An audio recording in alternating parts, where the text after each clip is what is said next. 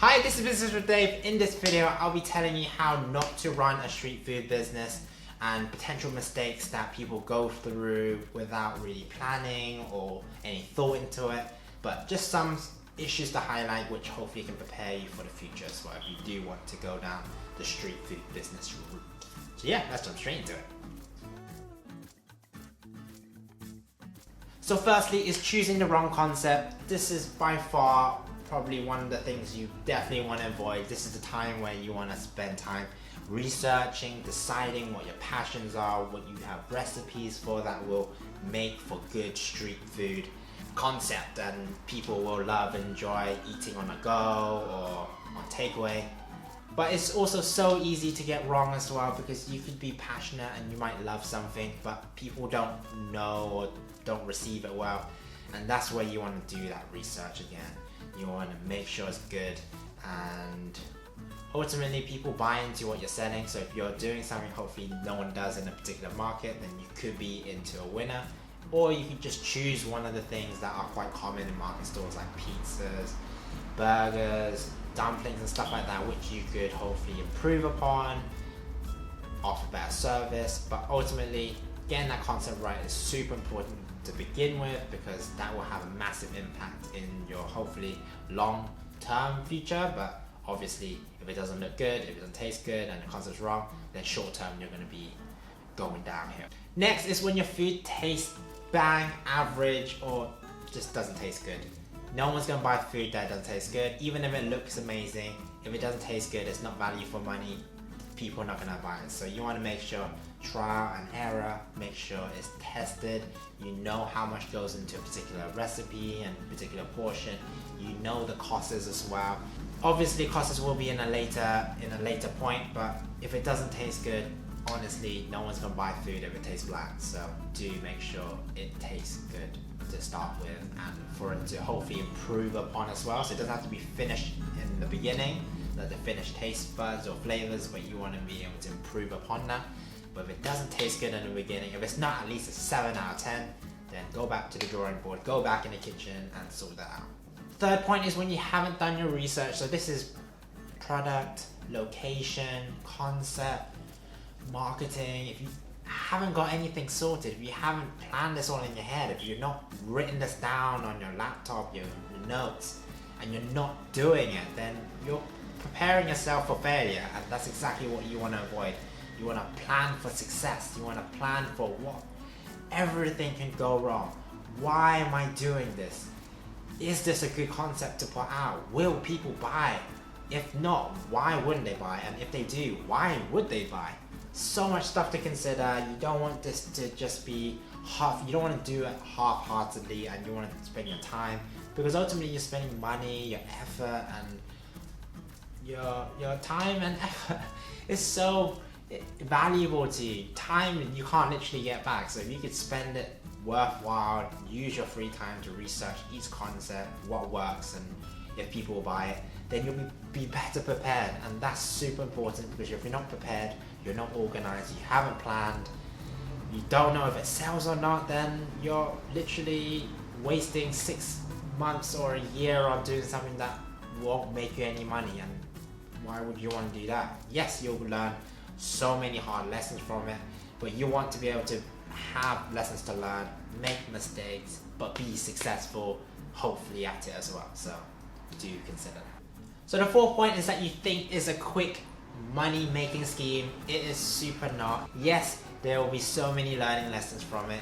Yes, you can make some decent money in the beginning, but if you're not being able to sustain that, then you're gonna feel like you've wasted your time. Literally, it takes time for you to build any business, particularly for a small street food business as well. You want repeat customers. You want customers to be telling customers about your food. So word of mouth.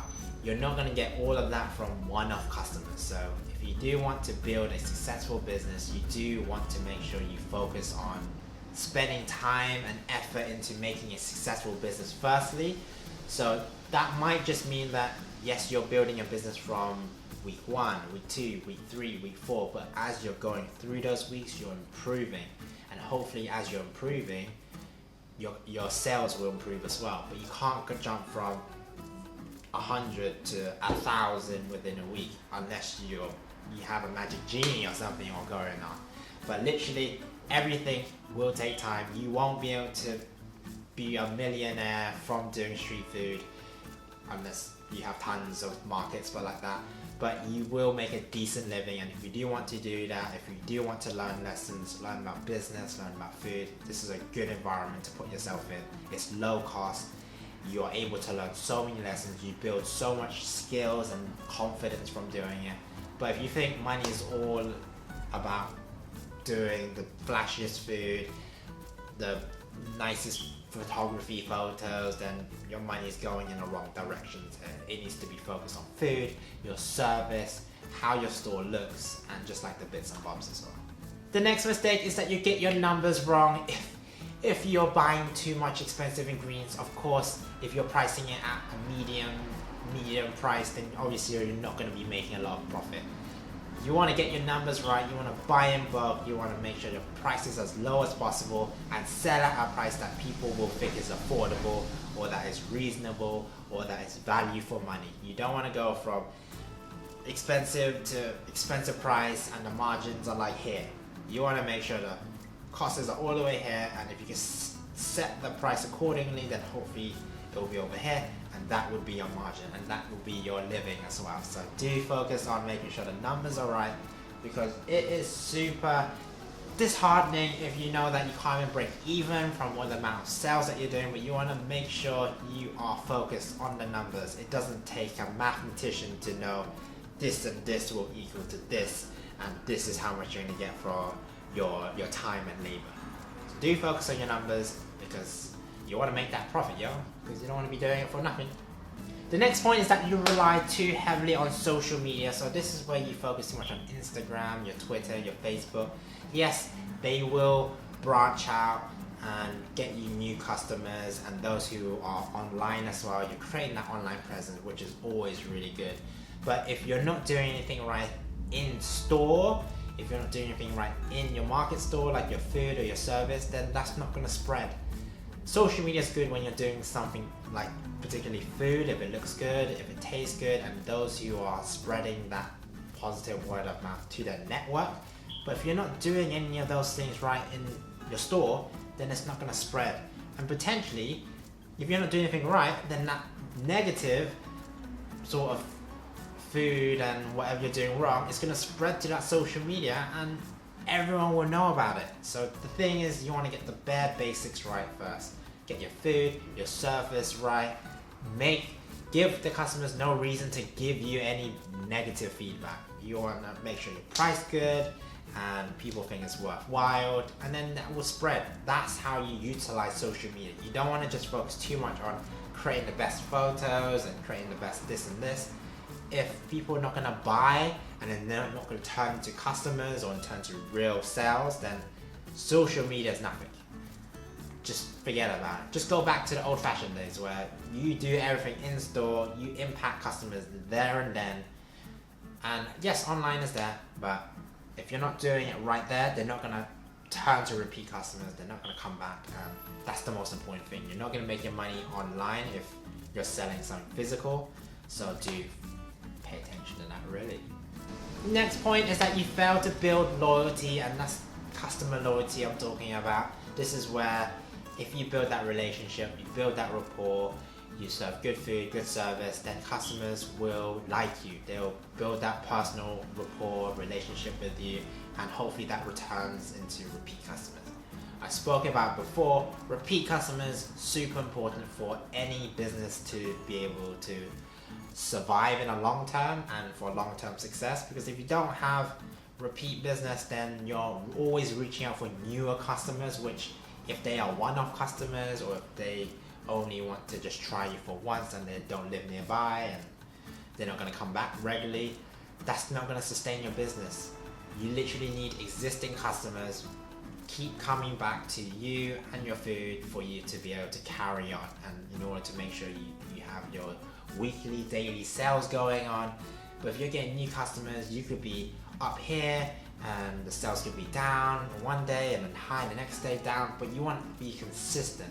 You want to be consistent, but hopefully rising as well as you slowly and improve and your word gets out. But it's also all about that. You need to build that loyalty in order to build that long-term success, and that's in case of all businesses in whatever fields as well. And my last point, and I want to leave sort of a summary, is that with everything spoken about in this video, if you don't have your heart into it, if it's not your passion, then there's really no point doing it. Because if you're not motivated to get up in the morning, if you're not motivated to put on a smile, talk to customers, get to know them, be polite, share your passion, share your food, then your heart is not in it, and customers can see straight through it. You can't fake it till you make it type scenario where a lot of people will try and do, but why would you want to try and do that if you're actually passionate about it, or if you actually really enjoy doing what you're doing? Your smile is not fake. Your smile is genuine, and that's what customers like. They want to buy from people they like, and hopefully they get to know you, you get to know them. It's the whole customer relationship, which as long as your food tastes good, that added service will separate you out from everyone else. Everyone else could just be selling what they're selling. They don't need to get to know you. But if you add that personal touch, and that personal touch is super important for any business. Again, it's super important. But if you're not passionate about what you're doing, you might as well not do it, because you're literally wasting time. You would hate every minute of it. You wouldn't want to get up in the morning. You wouldn't want to spend 30, 60, 65 hours doing it, and you want to be happy doing it. You want to think it's fun. You want to hopefully have your friends there helping you maybe and stuff like that, and family supporting you. It's that whole community hopefully you're building as well, and that environment where you're happy, everyone else is enjoying your food, and hopefully they come back to your business. And that's the rapport, that's the loyalty, that's giving customers what they want. But a lot of places don't do that. That's why they're not successful. You're not creating that bond. You're not passionate. If you're not passionate about what you're doing, it doesn't show in how your food will look, how it tastes. And obviously, again, important, super key to be able to showcase your food in a good light. So do focus. Thanks for this video, guys. Hope you found this video useful. If you did, like this video, consider subscribing to the channel. Every time those subscribers go up, I'm just like, yes, bit more closer to my goal of getting 1,000 subscribers, and hopefully sharing more useful content. But obviously this video was a bit pared out, a bit more longer. I've explained a bit more in depth with it, and yes, hopefully it didn't bore you completely, but it's so important to understand that side of customer service and that side of customer relationship, building rapport, getting everything right in order to build that long-term success. Because not a lot of people will talk about the boring customer service side. They just focus on how good the pictures look, how flashy the food is, and how expensive it is. But if you understand the relationship building part, then hopefully that will separate you from everyone else. And hopefully if you are in dire need of anything, you can reach out to your community, and hopefully they'll be able to help you. And it's so evident now as well with the whole coronavirus. Customer loyalty is so important now, and hopefully that will be for the future as well, and it's exactly the same as the past. So do focus on that. I've been Business with Dave. I'll see you next video. Take care. Bye.